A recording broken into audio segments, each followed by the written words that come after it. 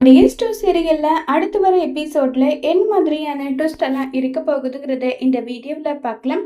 கதிர் வண்டி தொடச்சிட்டு இருக்காங்க. ராஜி அங்க கதிர் ராணுவும் கூட டிராவல்ஸ்க்கு வரட்டுமான்னு சொல்லிட்டு கேக்குறாங்க. உடனே நம்ம கதிர் வேண்டாம் ராஜி, அதெல்லாம் ஒண்ணும் வேண்டாம், நான் இருக்கேன்ல, நான் பாத்துக்கிறேன்னு சொல்லி ரெண்டு பேரும் பேசிட்டு இருக்க நேரத்துல காந்திமதி அங்க வராங்க. என்ன ராஜி, எப்படி இருக்க, நல்லா இருக்கியா, ஏன் முகம் உன்னுடைய முகம் வாட்டமா இருக்குன்னு சொல்லி கேக்குறாங்க.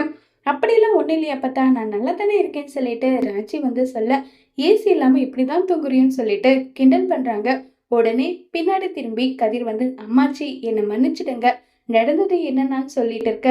கதிரு, எனக்கு நல்லாவே தெரியும்யா, நீ என்ன பேசின என்ன ஏதுன்றது எல்லாமே எனக்கு தெரியும். என்னுடைய பையனுக்கு என் மேல கொஞ்சம் பாசம் அதிகம், அதனாலதான் இப்படி எல்லாம் மன்னிச்சிடு அம்மாச்சின்னு சொல்லிட்டு மூணு பேரும் ரொம்பவே சந்தோஷமா பாசமா பேசிட்டு இருக்காங்க. இது பார்த்து முறைச்சுக்கிட்டு சக்திவில் அங்கிருந்து போறாங்க. உடனே கதிர் கேக்குறாங்க, இவர் மட்டும் ஏன் அம்மாச்சி இப்படி இருக்காருன்னு சொல்லிட்டு.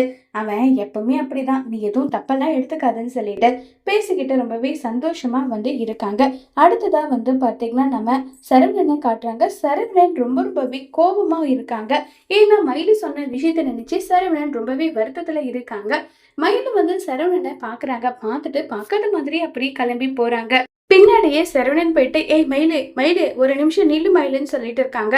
என்ன விஷயம், இப்ப உங்களுக்கு விவாகரத்தும் கொடுத்துட்டேன், நீங்க கேட்டது எல்லாமே நான் பண்ணிட்டேன், அப்படி இருக்கும்போது எதுக்காக தேவையில்லாம என்கிட்ட நீங்க பிரச்சனை பண்றீங்கன்னு சொல்லிட்டு மயிலு கேட்க, என்ன நல்லவ மாதிரி வேஷம் போடுறியா, இங்க பாருங்க, நான் தப்பு பண்ணதான், இல்ல நல்லா சொல்லல, அதுக்கு 1000 முறை இல்ல 2000 முறை கூட மன்னிப்பு கேட்டுட்டு இன்னும் என்ன பண்ணணும், திரும்பவும் உங்ககிட்ட மன்னிப்பு கேட்கணுமா சொல்லுன்னு சொல்றாங்க. என்ன மன்னிப்பு கேட்டுட்டா எங்க குடும்பத்தை ஜெயில உட்கார வச்சு அதெல்லாம் மறந்துட்டோம் நினைச்சிட்டு இருக்கியான்னு சொல்லிட்டு எல்லாம் இருக்காங்க. இப்ப நான் அதுக்காக வரல, நீ என் வீடை தேடி அப்பவே பேசிருக்கலாம்னு நினைச்சேன், அதை வச்சு ஒரு டிராமா பண்ணுவீங்க நீங்கன்னு சொல்லிட்டுதான் நான் அந்த விஷயத்த பத்தி பேசல.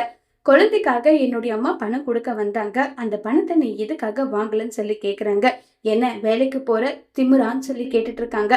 அந்த பணத்தை உனக்கு ஒண்ணும் கொடுக்கல, என் குழந்தைக்காக கொடுத்தாங்கன்னு சொல்லிட்டு மயிலு கிட்ட கேக்குறாங்க சரவணன். உடனே மயிலு அதுதான் உங்க குழந்தையே இல்லைன்னு நீங்க சொல்லிட்டீங்கல்ல, இப்ப எங்க இருந்து வந்தது உங்க குழந்தைன்னு சொல்லிட்டு கேக்குறாங்க.